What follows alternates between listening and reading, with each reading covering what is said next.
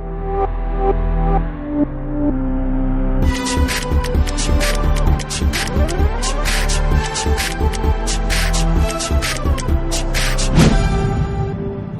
welcome to Dumb People vs. Movies, episode 36, with Blake. Yep. And me. And an old-time guest of ours. An OG member. An OG host. Would you want to introduce yourself? This is Sean Paul. It's been a while since I've been on here. Glad to be back. For we literally haven't seen him since the last time we did the podcast. Hey, no spoilers about the movie and its quality. Too late. We literally haven't seen him since the last time since he quit the podcast, so... That ain't cool. Wow. But okay. He's back now for a very special movie to Blake. His favorite director had a movie come out this week. The 1517 to Paris.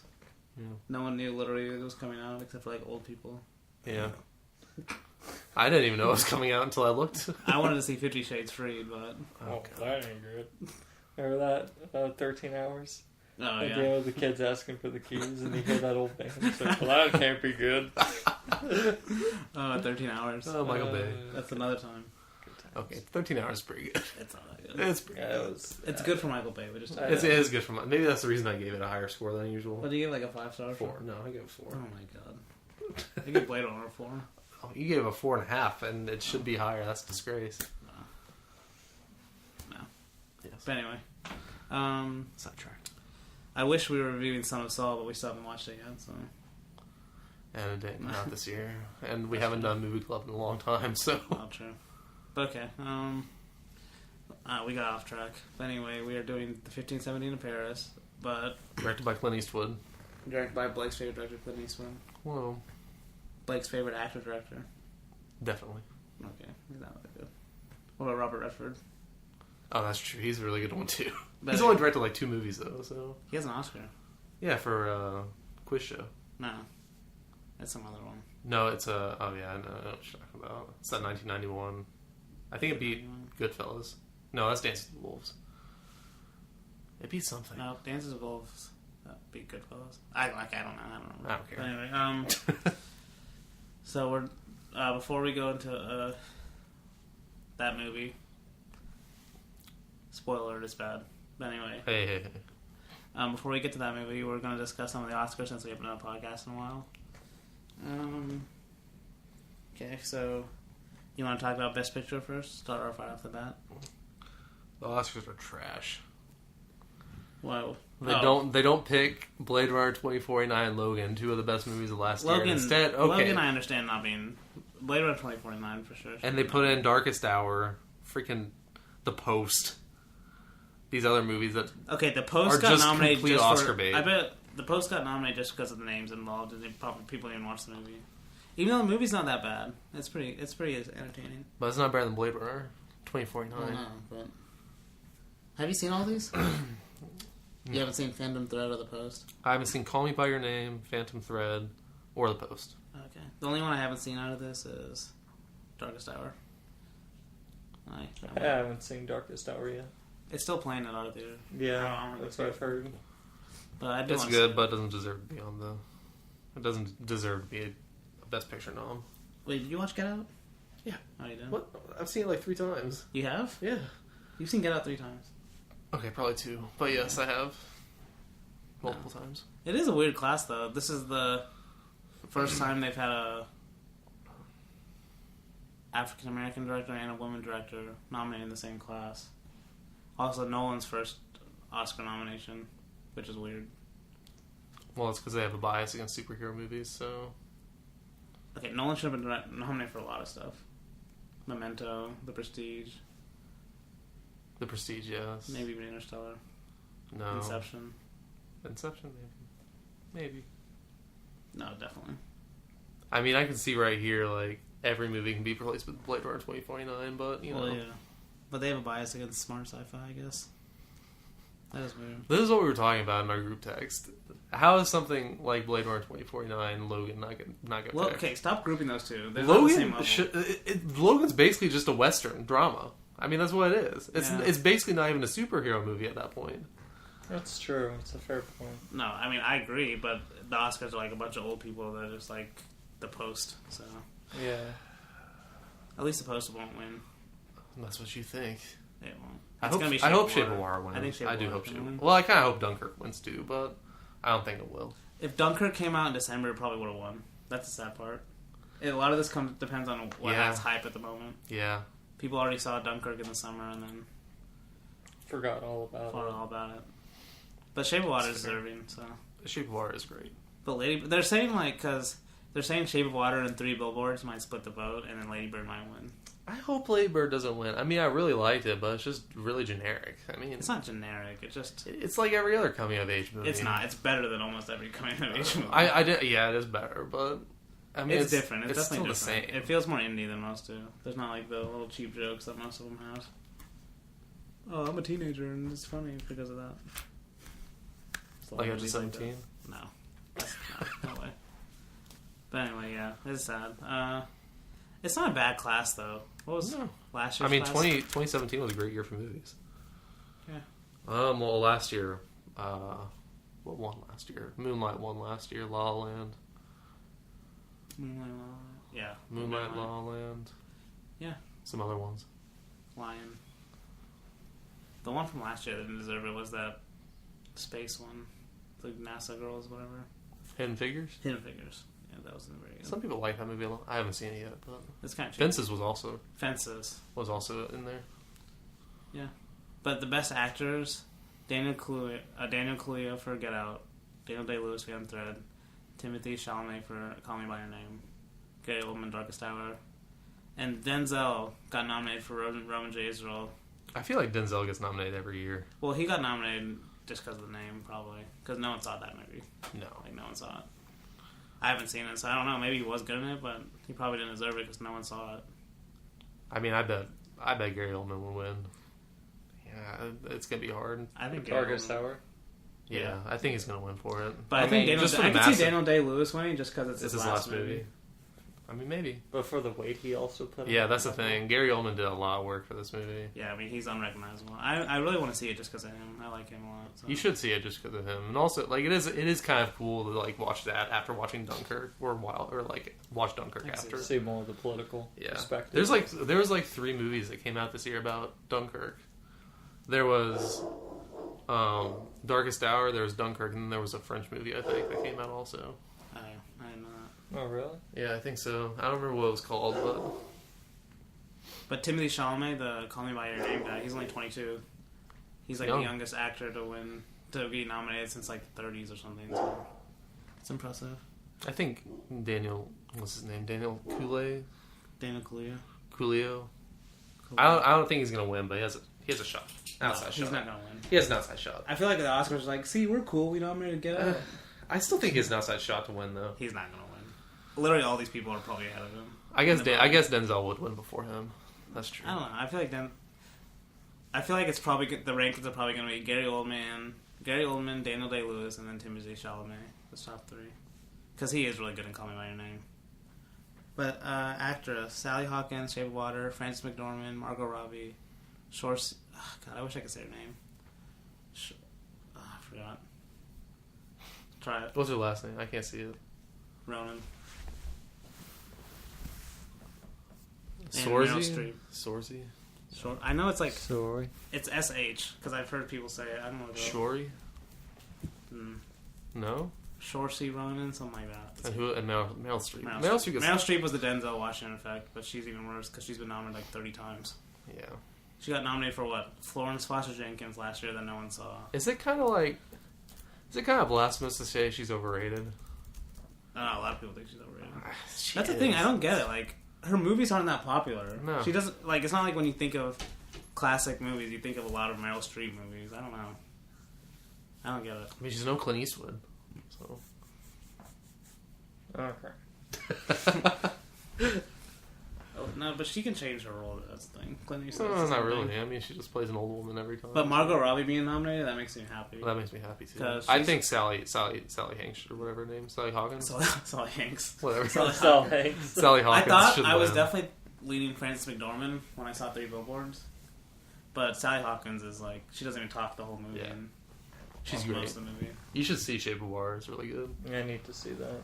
Guillermo. Guillermo What? del Toro. Guillermo. Guillermo del Toro. Guillermo. What is happening right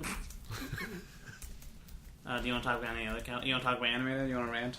I do want to rant about anime because there's no reason to. I want to curse. I will withhold because I cursed a lot in the group chat. But Boss Baby does not deserve to be in this. It's Saoirse Ronan. Saoirse? Yeah. It's like She's not that old either. SHA. No, I wonder how old she is. Actually, you know she's like Irish though, so her like accent in Lady Bird is like really good because she's like a British or Irish actor or something. She kind of looks Irish. She's got red hair. Red hair. Well, just because they're redhead doesn't mean they're Irish. No, she kinda Yeah, looks more Irish. redheads and She's only 23. Dang, Yeah, youngins. she is young. She's in I know there's a movie called Lovely Bones that she's in, but I haven't seen it. she's in some other popular ones. That I'm trying to remember. Like she was really young in. No, but the fact that freaking Boss Baby and Ferdinand got voted Okay, instead to be fair, of... have you seen these movies? No, but So I didn't see them because they're So how trash. can you determine that? I didn't see them because they're trash. How do you know? So, because, just look at them. Boss Baby? Are you kidding me right now? Okay, Saoirse Ronan's in Grand Budapest Hotel. I like Have Grand you seen that? Budapest. Budapest Hotel. No, I'm joking. Grand Budapest But no, I Hotel's haven't great. seen that one yet. Wes Anderson's. As I was saying, you Great could movies. find more redheads in Chechnya than you could find in Ireland. Let's not get into the show. Well, I'm just saying.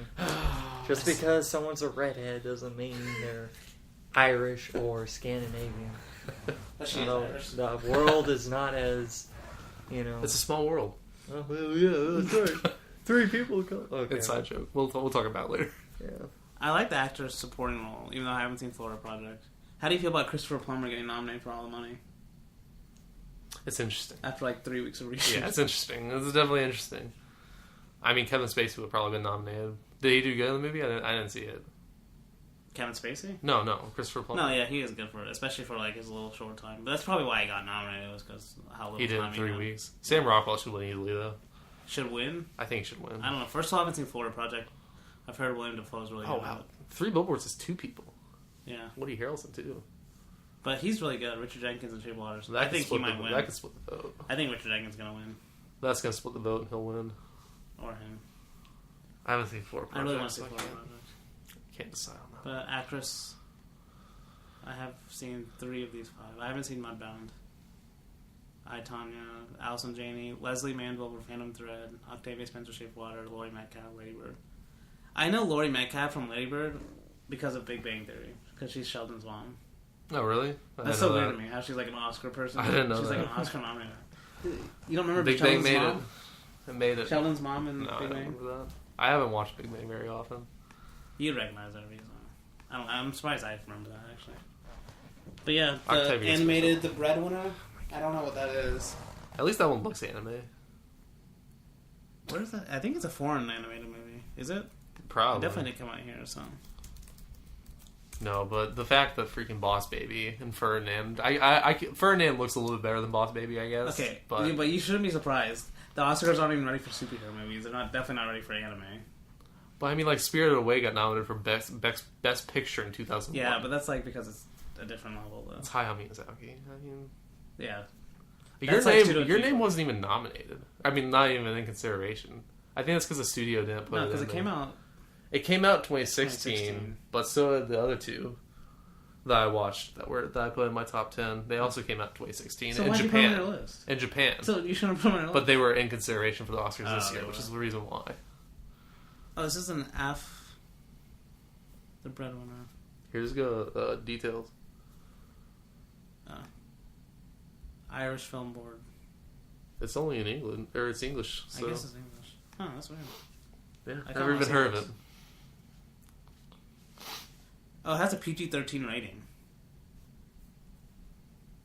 That's weird. Oh well.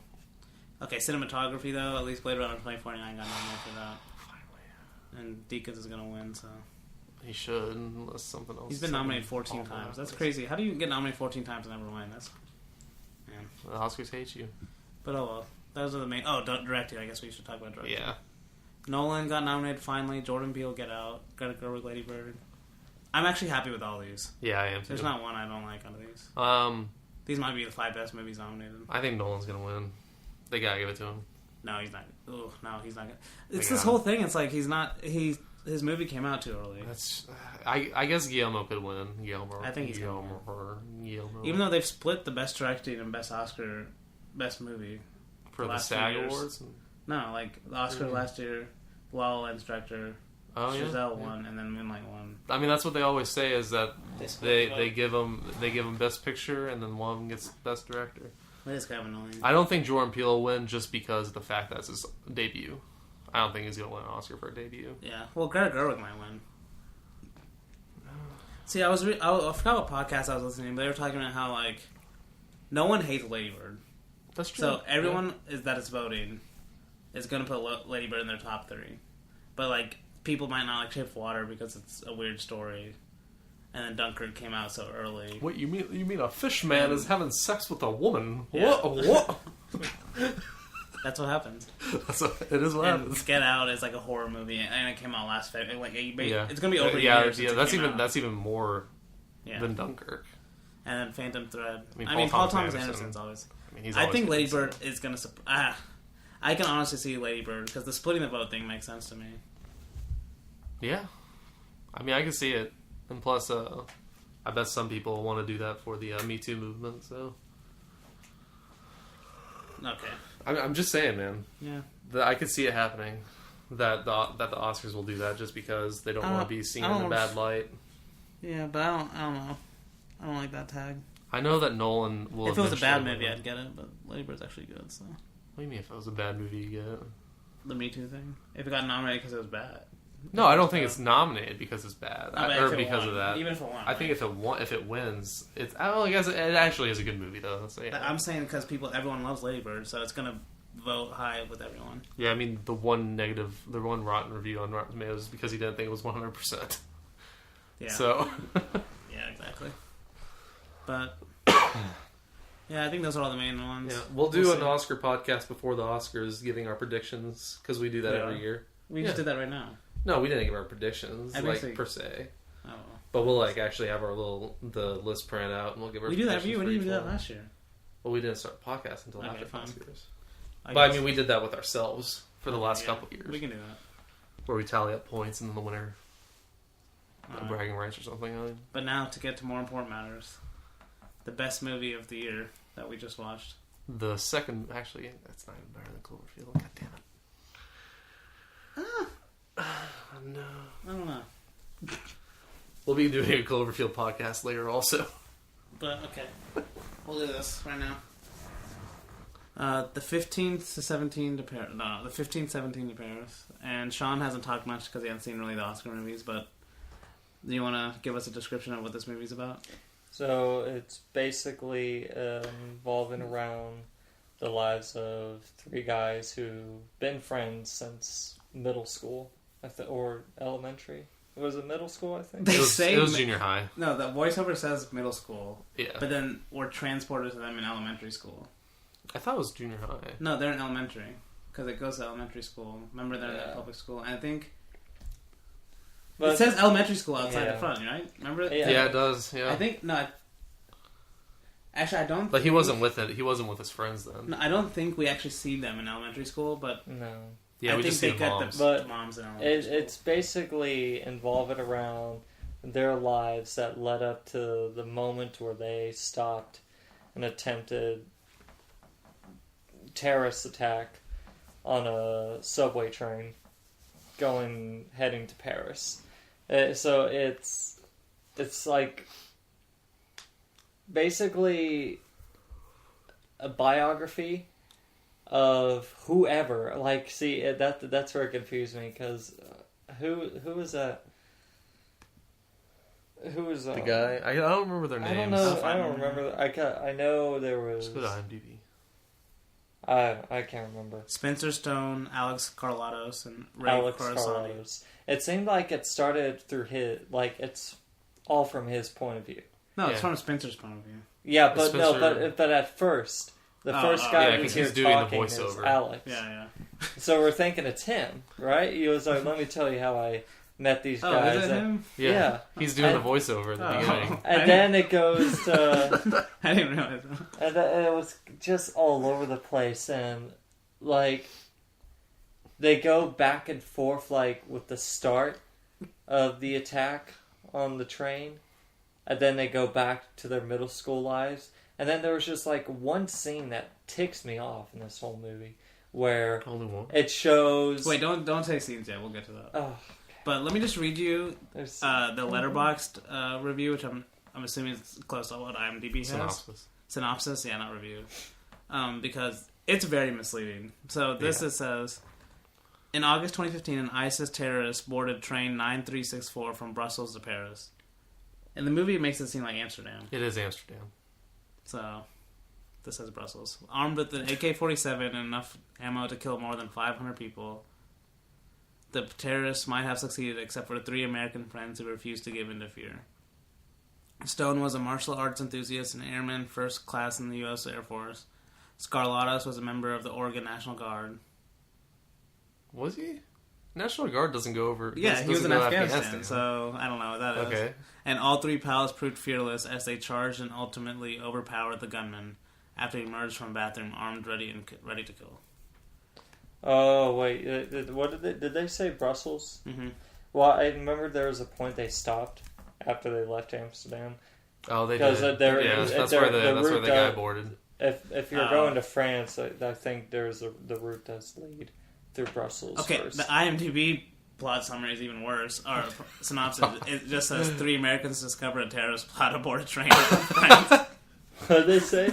It just said 3 Americans discover a terrorist plot aboard a train while in France. While in France? Wow, it's Yeah, while in France. So, God. first of Hey, all, guys, Come on, IMDb. that's maybe 10 minutes of the movie. Yeah, maybe. Maybe that might be stretching it. So what you... Oh, okay. That's That's the just train. in case that makes Okay, sense. yeah.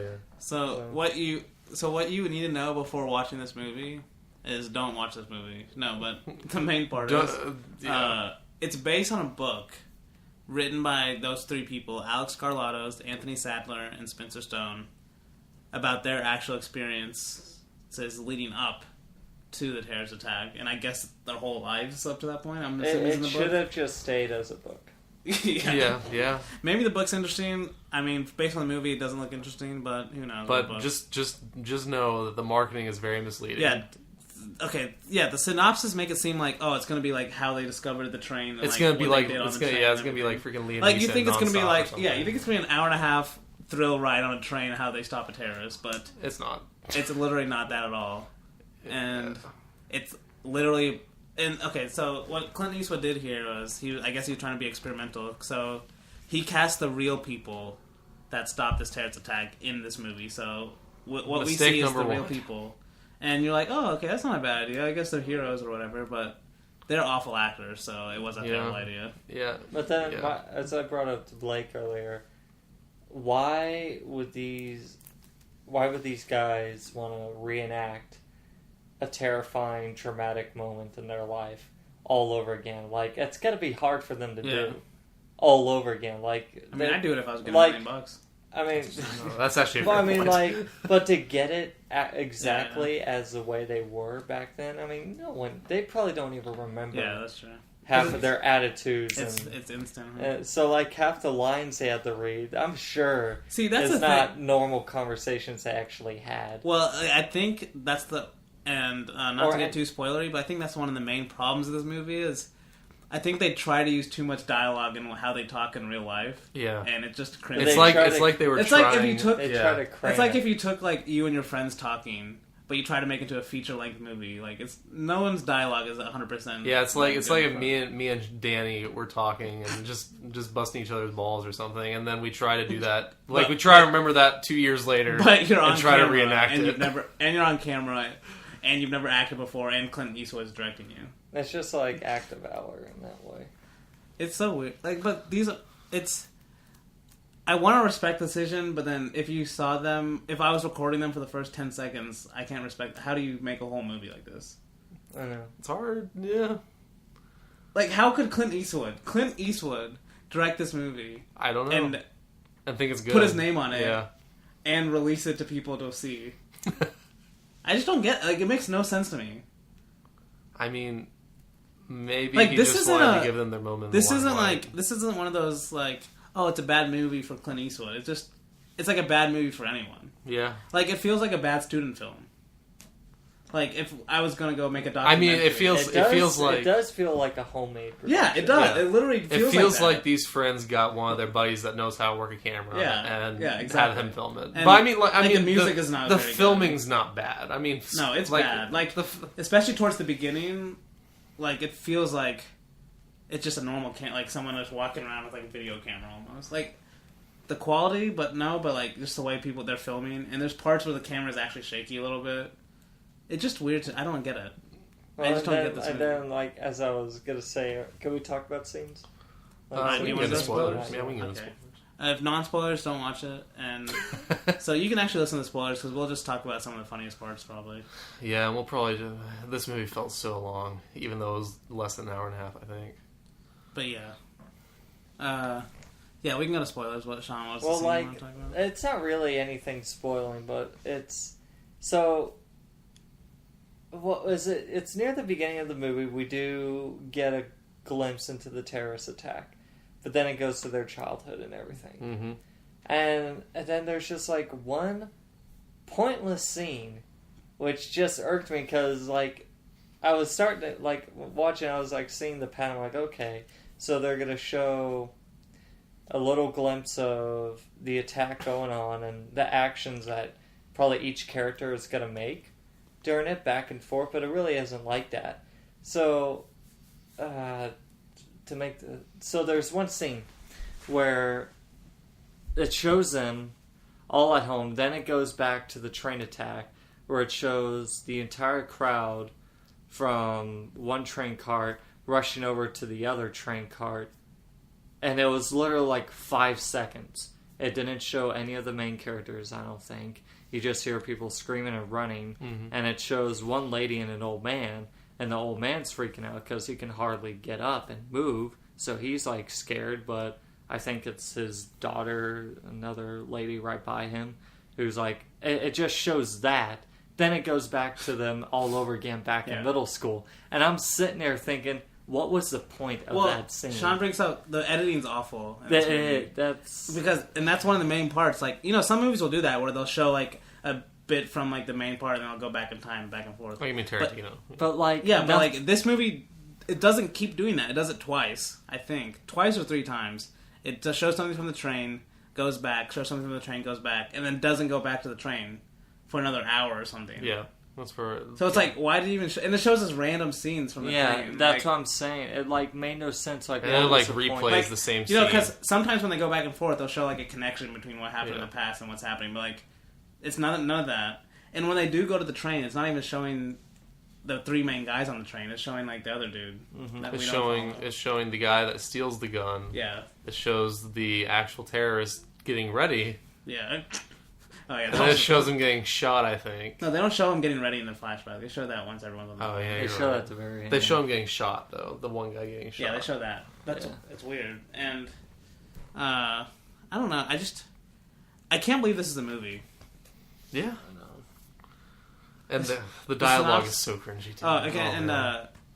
There's points where I think Clint Eastwood or the producer or whoever told them, there's like, okay, we know this movie's bad, so we gotta like play up to the, like, you know, the conservative Christian crowd, you know, the Bible, because that's the people that are gonna watch this movie. Gosh. So Yeah. there's a lot of Yeah. cringy like Very cringy Christian or dialogue. Bible lines, you know, whatever, just like so people will be happy that they mentioned God in a movie that Clint Eastwood directed. My God is greater than your So statistics. That's the worst one. That because it Well- was at the very beginning where the 2 mothers of the 2 main characters are talking to their school teacher, and the school teacher is like POing them because she's talking about prescribing medication or checking for ADD for their kids, and the moms are like baffled by this, so they like get frustrated and say, so, your only solution to fixing our kids is just to medicate them. Throw and pills at them. Throw pills at them. So they all march out. And then the teacher was like talking about how statistics have proven, all this stuff about single moms that messing up, with their kids and everything. And the mom turns around and says, "My God is bigger than your statistics," or something, and then just walks out. And everyone was supposed to be dead silent in that room. I audibly groaned and then I laughed. I felt bad, but well, I heard you say, "Oh dang!" I was like, "Oh God." Yeah. It's bad. And there's part in that scene where the teacher's like, "Yeah, you're okay." Random note: the person that says that is Pam from The Office, Jenna Fisher, which is just weird. No, that wasn't her. That was the other lady. No, it was her that says the "My God." No, that was the other lady. Was it the other lady? Yeah, it was the other lady. It wasn't. No, she says something else later on in the movie. Whenever she's talking to her son, no, she said, "I prayed, and God has spoken. God to has me." spoken to No, me." she's I like, was like, she "Oh my doesn't God." say. Yeah, she doesn't say "I prayed." She says, "God has spoken to me." And something exciting. Something exciting is gonna happen, and I can't wait to see what it was. And see, that's the thing. Like with dumb movie audiences, they're like, "See, and something exciting happen. Like something exciting did happen." You know what I mean? Like, I don't mind Faith being in movies because obviously, it's like, but that seemed forced. But this is bad. It seems very forced. And the thing about Faith in movies, obviously, I don't mind it if you do it right. But a lot of these movies that are obviously playing to their Christian base is they'll be side note, in God's Not Dead or something like that. It's a fake premise, right? So you're God's Not Dead's based on a fake, it didn't actually happen or anything. So if a miracle happens and God's not dead, people are like, see how God works? There's a miracle in this movie. But the whole movie's fake, right? That'd be like me saying a superhero movie. Yeah. See, that guy can fly, you know what I mean? Based on true story events, yeah, it's obviously a little different, but it should be better whenever it's even based on the on based on true stories. There's obvious moments where you can tell that didn't happen, just either dialogue or, you know what I mean. But there's obvious moments where obviously this guy Stone is obviously a Christian, and that's why they're putting this stuff in there. Yeah. But it should be better because it's based on a true story. The parts that weren't forced was him praying as a kid. I don't know. His words are pretty forced. Well, but because remember he comes back and says them later on in the movie. Yeah, that one was a little bit better. And when he says at the end, I get it. But when he's a kid, it's like I never got that. But I was just saying, it felt believable at least. But I don't know. I guess yeah. I think it's just a way how they get these moms to just maybe not believable is the wrong word. I would say some movies aren't subtle about it. And it's just really odd that Clint Eastwood's doing it. Yeah, because he doesn't do that in any other. If anything, he always challenges faith in his movie. I feel like he does that. I don't know. Well, no, because his characters, at least the ones he acts in, they'll be Catholic and go to mass, but he'll always be cussing out the pastor or something and just trying to challenge his ideas, in Gran Torino. That happens a lot. But this movie is just maybe they started making the movie and they realized this is the only way it's gonna make money. Artistically good or anything, so we have to appeal to a different base than what they were going for or whatever. So I don't know, whatever makes them money. Yeah, it'll make money here. I mean, I'm sure there was a lot more people there than I thought there was going to be. Well, it's opening day and it wasn't that crowded, so on a Friday. It was kind of crowded. It was before 5. Opening day on Friday. I bet this movie won't even be top 5. No, God no. Of the weekend. But it also probably didn't cost that much though. But there's parts in the movie where they think it's super funny, but it's only funny ironically. You're laughing at it, you know what I mean? Yeah. They tell real life jokes, and the friends will tell real life jokes to each other, but it's not funny. What was the one we're all 3 in California? Three. There's a point where they meet this random girl. 3 Californians in Italy. Small world. Small world. But there's a point in this movie where one random chick just takes a picture for them. Then they ask if she wants to tag along with them. She's like, "Yeah." And I'm just she's like, "Okay, I guess." Yeah, they're all tourists. It's your life. Yeah, so I guess we kind of skipped a lot of plot points. So basically, I'll try to go really fast. So Spencer joins he tries to become a whatever paratrooper. Paratrooper can't do that because of his depth perception. Rescue. Pararescue. But he can't do that because his depth perception is bad. So he has to do. It's like some survival thing. And then he goes to Portugal. So they're all separated. Alex Carlatos, he's a National Guard guy. I don't think he's National Guard because he's in Afghanistan. Yeah. But anyway, he's in Afghanistan in the movie. And then Ray, their last friend, he's just back in the U.S. in college, I think. And so they're all three split up. And then they're like, he looked like he was in a dorm when he was stacking. Yeah, I guess. But right. they don't. Yeah, exactly. They don't explain that at all. They don't explain what he's doing. So all three of them meet up for this trip in Europe, which I guess is kind of cool from a story point, like how they ended up together on a random trip, and then they stopped him. I guess that's a cool real life story. But, it is, yeah. I mean, it would be cool in a movie, I guess, if it was not done like exactly like this. Whatever. If it's not, if the actors were good, yeah, it would have been a little bit better. But maybe the problem with this movie is like they realized early on like how little of a movie would be if they just focused on the train stuff, because it's not like there was some huge like plot with the train, you know. It's not like it's not like it actually was a Liam Neeson movie where it happened someone outside the train's controlling everything, or you know what I mean. So I mean, they even had, like what happened was the bullet misfired, and the guy even said that was a 1 in a million chance, and it just happened in a split second. Yeah. So yeah. And if that didn't happen, then everyone probably would have been dead. So. Oh yeah. Which is the reason why Faith does play a part in it. But they don't even explain that as the Faith part, though. That's just what I assumed. I mean, yeah, but they don't explain. That's probably where you could actually instill some of the Faith part. Yeah. But they don't even explain that, so. But, so they're all in Europe, and then they go touring around. There's a random side plot with Alex Carlatos, the Afghanistan guy, who's just stays in Germany with his girlfriend that they never introduce again after. Yeah. Well, he wanted to be at the place where his grandfather got his stripes. But they're like, I have a foreign exchange student there that we used to talk a lot or something. She's a side hoe. Yeah, but what was that? They don't even go back to her or anything. But anyway, so then they're in Amsterdam all partying together, and they're like, should we go to Paris? I don't know. And that's something that wasn't subtle. Like, should we go to Paris? Should we not go to Paris? I don't know. They're like saying it the whole movie, then they finally go. And so then they're on the train, and that's what the movie we thought we were going to watch was about. Yeah. Which ends up only being like maybe 15 minutes to 20 minutes at the most. It's not that much. And a lot of it's even that long because there's a lot of slow motion and stuff, so. Yeah.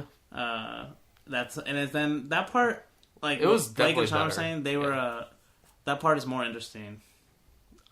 Yeah. Than the rest of the movie. Definitely. Because they don't talk as much, and it's more just action. Yeah, at that point it's like where the movie, like, you know, movies that are like fictional but are based on true stories, you know? See, most movies like that, the whole movie is like, you know, they might twist the reality. Yeah. But the whole movie is interesting because, like, it'll be like some drug dealer's life or something like that, you know what I mean? Yeah, I mean, like Clint Eastwood's done a couple more, like J. Edgar is that.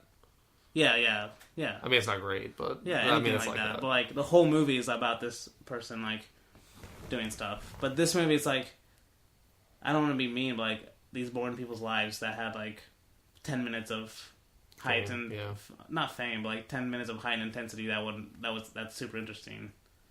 But the rest of their life leading up to that was still boring. But Clint Eastwood and their writers or whatever thought, let's just do their whole life leading up to that. Because that'll be interesting, I guess. So. But I guess they're also trying to play the cliche story that, you see, anybody could. Anyone could be a hero. Anyone could I mean, because all these guys were technically failures, so. See, that's why I think this would be better as like a 10-minute documentary on YouTube. No, on History Channel. It would be probably a good 45-minute documentary. 45 minutes? What? I mean, yeah. 40, yeah, no way 45 minutes. 15 minutes. 15 minutes. That's a short.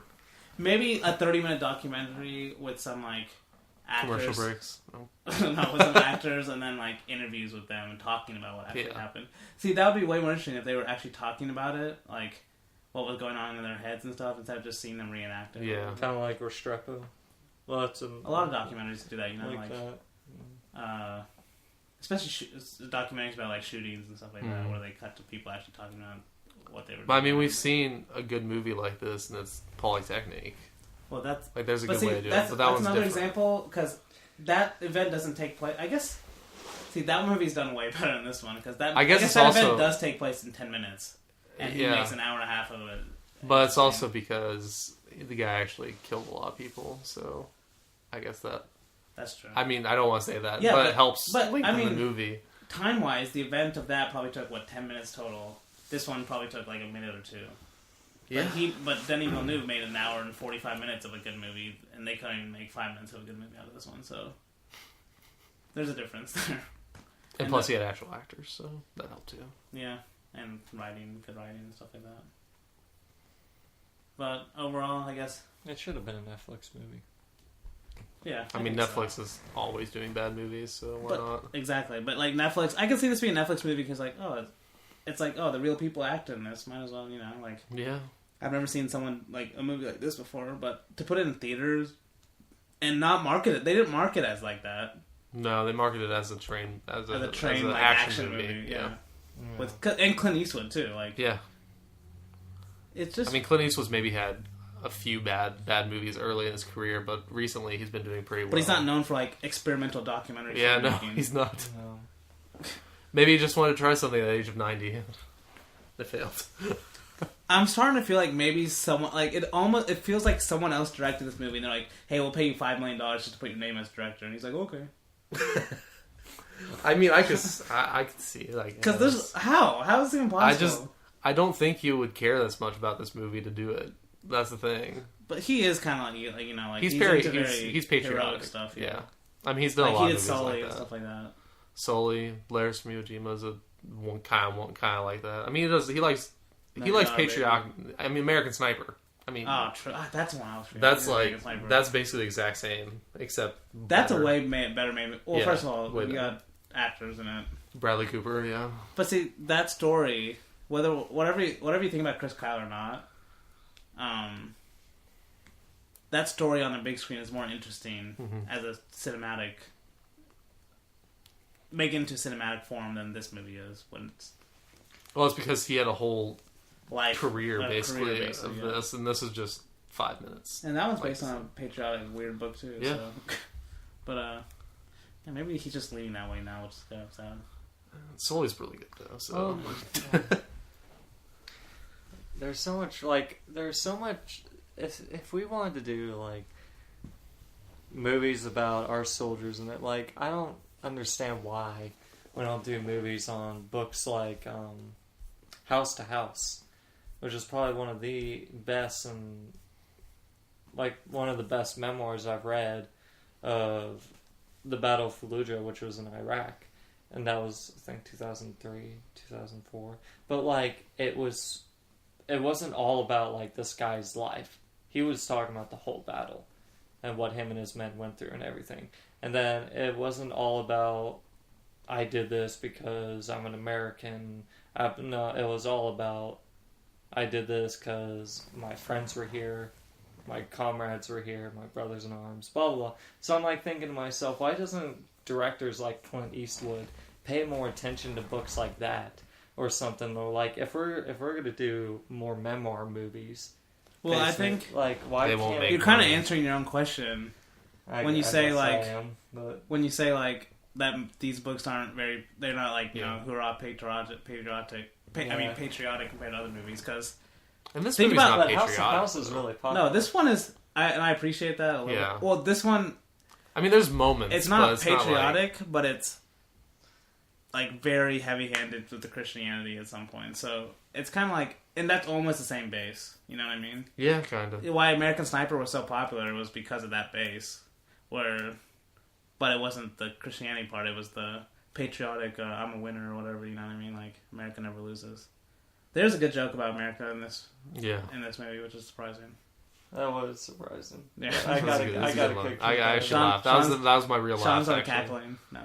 That was actually I think the one real laugh I had in this movie, outside of just laughs. It was just so bad. No, this movie is if you like watching bad movies, this isn't the Circle where it's just bad, or even spoiler Cloverfield Paradox where it's just so mediocre to bad that it's just bad. This one is like just so bad it's funny.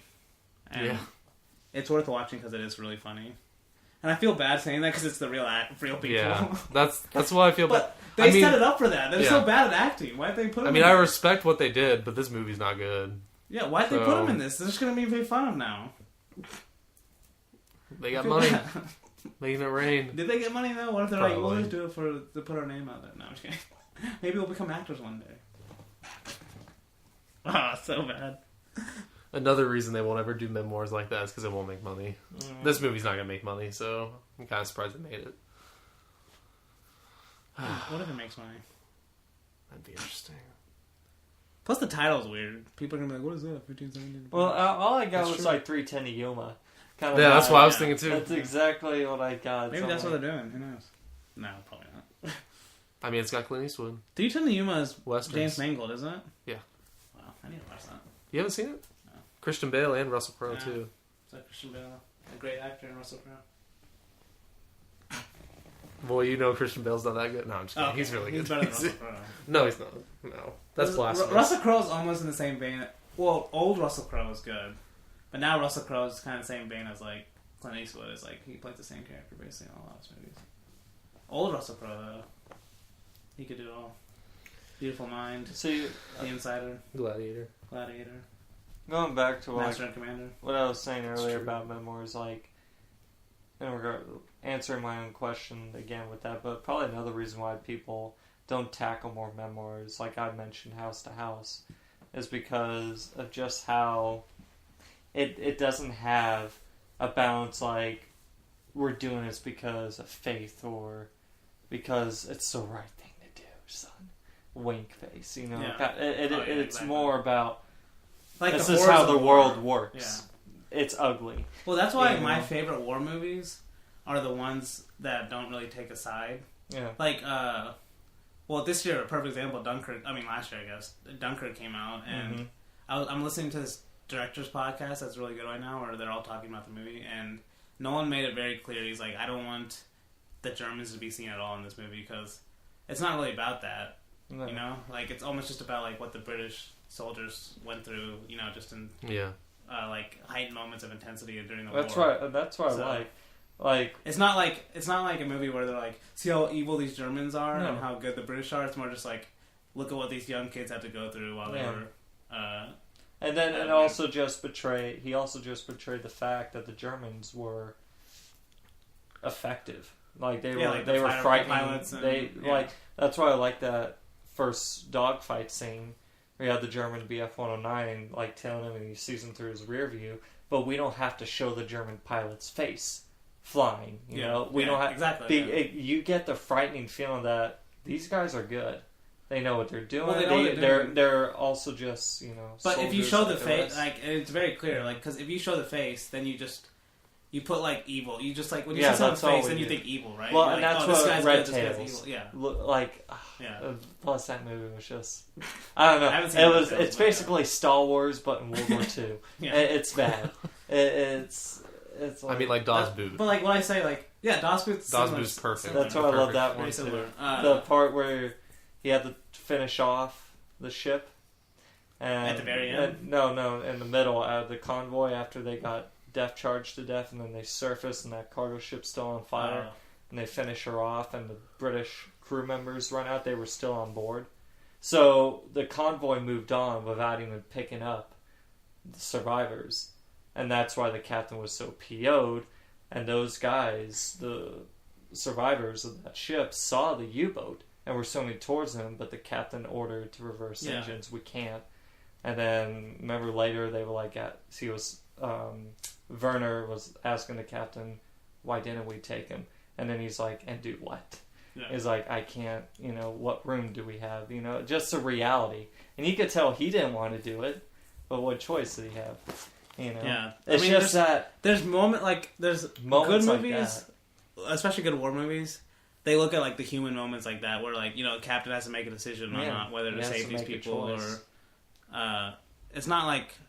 about like country, like when you start going to countries, then you get very flawed and like it's just you glance over one whole side and then you praise one whole side without really looking at the... It's just the moralness of humanity. Like, one of my favorite... I know you don't like the French part, but Paths of Glory is very similar to that, because it's basically... Paths of Glory just shows, it was just... Because there's... Well, yeah, but there's no... Like, Paths of Glory is very generic in its army, because... in its terms, because it could be any army.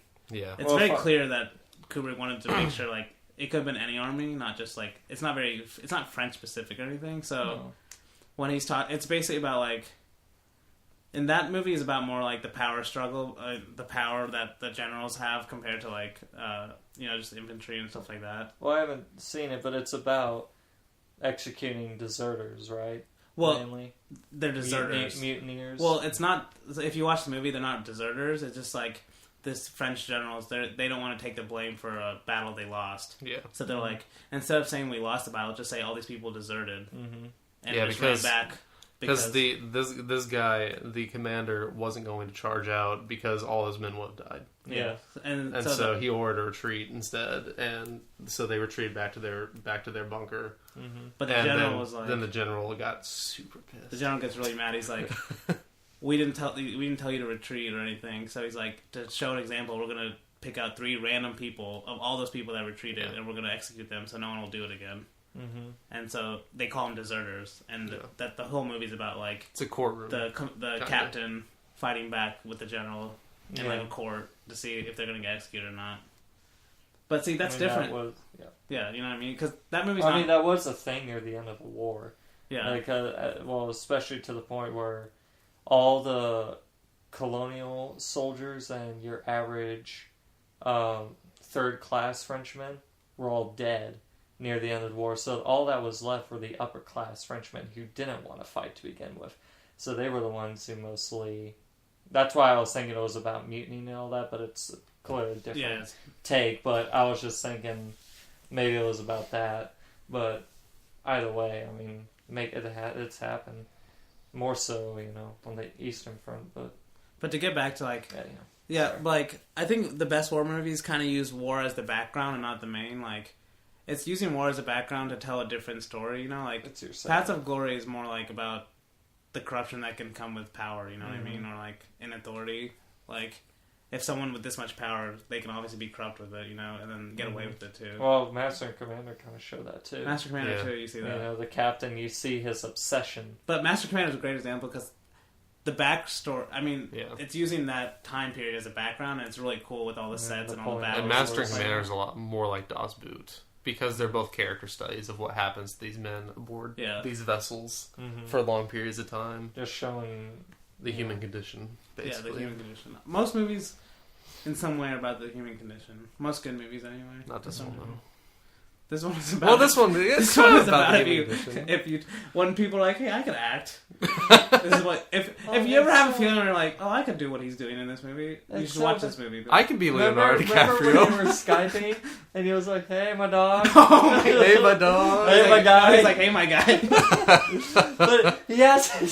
What's so funny, he's like this, sitting in his chair, okay, to describe for you guys, he has, like, his back straight, his head is like, he's not even making any facial expressions. He's just sitting there. He looks like, it's like that episode from SpongeBob where SpongeBob turns perfect for Squidward. And I was like, hi, how are you?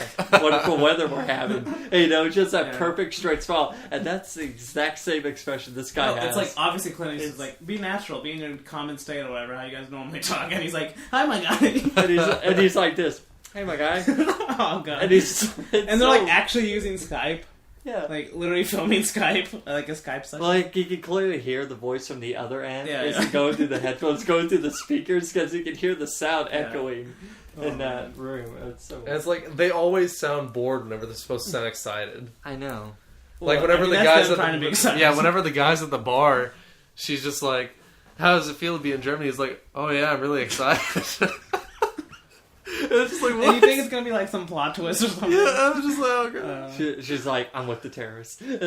But the thing is, like, I think the main problem with this movie is, okay, no, there's a lot of main problems, but I'll just say, like, because it's not presented as a documentary, which is the main problem. It might have been better as a full documentary. Yeah, probably would have. But this movie is like, most movies, fictional or like theatrical movies you watch, feature films, it has a first act, third act, second act, third act. And, at the end of the first act, beginning of the second act is where the conflict arises. But there's no conflict. You're just waiting for that second act to happen. And you're like, when's that second act coming? And it's just... That's at the hour 20 mark. 10 minutes left in the movie. And the movie wants to present, like, oh, they're splitting up and he just didn't become a pararescue. So that's a conflict point, but, like, there's no real resolution to that or anything, so... Even when he gets upset, it's cringy. Like, it's... Oh, man, I worked my whole life. At least when I quit before. Well, at least when I didn't get something before, I quit. When you look into their eyes, it's like... They're not even there. Yeah, I don't know. It's like there's nothing there. And why is there weird TV actors in this? It's like Clint Eastwood binge watching. There's Pam from The Office, Jenna Fisher. There's 2 Arrested Development actors, Tony Hale. Yeah, and Buster. Buster. Oh, yeah, Buster. And the girl. Yeah. And there's Jaleel White, who's what am I forgetting? Steve Urkel. And Steve Urkel, yeah. What is that? Why is that? Were they just cheap or something? They're like, yeah, they're probably a Clint Eastwood movie. They're definitely just cheap. They were probably so excited when they heard they were going to make a Clint Eastwood movie, and then they got this. They should have been suspicious about why they got cast in the first place. That's true. Well, I mean, compared to even I don't know, they're all just bad. Yeah. I was gonna say compared to the real guys, they're good, but it's crazy that Jim's getting his own movie. I mean, he's his good. Own TV no, I show. mean John Krasinski's actually a good actor. I know, but like Pam's not getting it. She got this crap. Well, she's not a great actor. I guess not. When you're watching The Office, would you say Jim and Pam are decidedly different in acting quality? Yeah, I would say I like Jim way more. Well, than Pam. I like Jim way more than Pam. And his scenes are way better than Pam's too. So. Yeah. But Dwight's good too. He doesn't get much. Yeah, that's true. That's true. He's gotten a lot though. He's been in a few movies too. Yeah. He was in a Netflix movie last year. He was? Yeah, it's called like something Lake. Oh yeah. Yeah. Oh yeah. What was it called? Shimmer Lake, I think. Yeah. I think it's called Shimmer Lake. I haven't seen it though, because I heard it was bad. Oh yeah. Like on Netflix movies. But anyway, we kind of talked about random We war movies rambled for a while. Yeah. Oh well. This movie's not good enough to talk about it that long. It's true. Should have just talked about Das Boot instead. Alright, Sean. True. We should do a Das Boot podcast. I need to watch that again. I'll watch the theatrical version this time though. Boy, That's fine. No, I'm kidding. that's fine. I watched the full version last time, so. Yeah, I know. I'm proud of you. 3 hours and 30 minutes. Oh my god. I didn't Blake, remember. you weren't expecting that ending though. I wasn't. The ending surprised me very with much. The ship with the ship Yes. sinking and everything? Oh. That Like surprised his me a soul lot. connected to the. I completely forgot. Does he die at the end? Yeah, he With does. the ship, right? Yeah. Okay. Spoilers. Well, if you look when he Spoilers for when, Das Boot. Yeah, when the ship is going down. Yeah. Well, when the lieutenant flipped him over, you see all the shrapnel holes yeah. in his chest. Spoilers for Das Boot. Sorry. Yeah. No, that is a good movie. And the score is one of the best scores I've heard in a movie. Oh man, I'm glad you like the soundtrack. the soundtrack was so good. I don't care about soundtrack. Oh god. I will say the Okay, soundtrack Blade of Runner this movie is 2049. What the heck? That is a good soundtrack. Yeah, exactly. Better than The the sound. No, it's not better than the original. Some people think it's better than the original. I don't know. I just think it's like a the original reimagining. is very synth. Yes, it's 80s. very synth, very 80s, and I like it. I like it more, I think, too. But For what again? For Blade Runner, Blade Runner's soundtrack. But the sound effects were Das Boot. Oh my god. The water. Did we do a Blade Runner 2049 podcast? Yeah. We need to do another one. It's so good. We'll do a movie club about it. Classic movies. Classic movies. It's a classic already. I love that movie. Wiley thinks it should have been 30 minutes shorter, and he gave it a 4.5. So Wait, for the new Blade Runner? yeah, it's 2 hours 40. It's not that long. It is. There's a Well, lot no, of it's like credits. two. It's two. So it's like it's two and a 2:35. half. Two and a Not half. for me? It's 2.5. Yeah, Sean likes routinely watching 3.5 hour movies. I like long movies. I don't know why. You I should do watch too. I just Barry Lyndon. That's 3 hours. I heard it's really boring too. So. Barry Lyndon is not boring. We should do Sound of Music. Barry Oh Lyndon. gosh, If you ever want to watch a Gone with the movie, Wind. Gone with the Wind. it's very rare. Oh, Frankly, Gone with the my Wind's dear. like 4 hours. Yeah, exactly. I don't give a damn. Frankly, Frankly, I don't Remember give a Walsh? Remember I our don't old, give a damn. our old administrator school, Walsh Mom, when he would talk about that? If you went to a private school, you'll like the private school scenes because they are very reminiscent of most. Not schools. private school, private Christian school. Yeah, private Christian school. Sorry. Yeah, it has to be very Christian. Yeah. Not even Catholic. You have to go to a Yeah. Christian school that's There's a lot of references that would seem like it happened at our school. So yeah, and I mean, like, a school can't tell the court to give a child to his father. I think they skipped a lot of parts there. So like they just show her saying, "No, I'm not going to give her up my child." That's a random point. And the child goes to the father. So. But the irony there is, she's like, "My God is greater than your statistics," and like 3 years later, she loses her kid. So who really won? Who really won? She was single mom. She was single mom that lost her kid. So well, not her, but the other. No, it was her. No. Oh, you can. It was the other one. Dang it. Yeah. I mean, she was there though. So. She was there. She agreed. She agreed. Wow, we should probably stop. Yeah, we should probably stop. We're rambling. We ramble a lot, so I'm sorry about that. But please listen, or at least download it. I'll put this part at the beginning. Download this, please. Subscribe, so you can feel good on the inside. Hey guys, what's up? It's 2347 Swagger Surf. About to do another Fortnite video. Just making fun of YouTube reviewers. True. Anyhow, we love you. Alright. Thank you. We gotta give our scores. Oh yeah, give your score out of 5. Oh, 310 to you. No, what is this? 15, 17 to 310 to Yuma. 15. 17 to Paris. So the score I'm giving this? 0.5.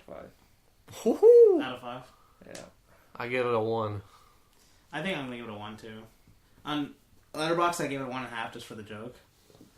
Yeah. But I mean, you gave a pretty funny review, so it makes sense. My actual score is a 1. Maybe it is a 1.5 because it is funny. I feel like it's a movie you can watch with your friends, but don't watch it in a theater. Watch it at home so you can actually talk during it. Because I was trying to talk during it, but I didn't want to be rude because there were actually other people in the theater. So, yeah, 1. What is that average? A 1.75? No, 0.8. No, it's a 1, a 1.5, and a 0.5. No, I gave it a 1. Oh, okay, so it would be 1 like a plus 0.75. No, because 1 weighted. 0.8. No, like 2.5 divided by 3, whatever. 0.8. We'll give it a 1. Okay. And that is it. Please listen. We'll post podcasts more regularly, hopefully. Follow us on social media. And please eat cookies.